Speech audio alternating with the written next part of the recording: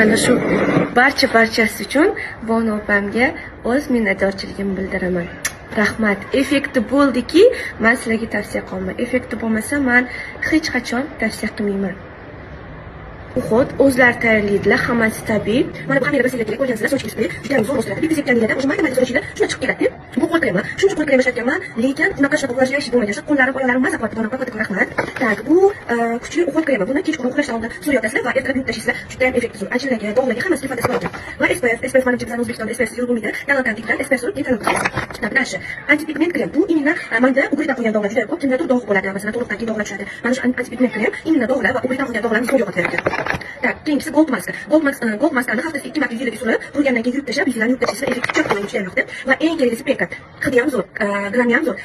Va shuncha Pekat ishlatgan bo'lsam, bunaqa effekt ko'rmaganman. Makiyaj ham zo'r yuvarkan, polalarni ham ikki bilan tozalab berarkan. Buni baraka toping. Batushka, buni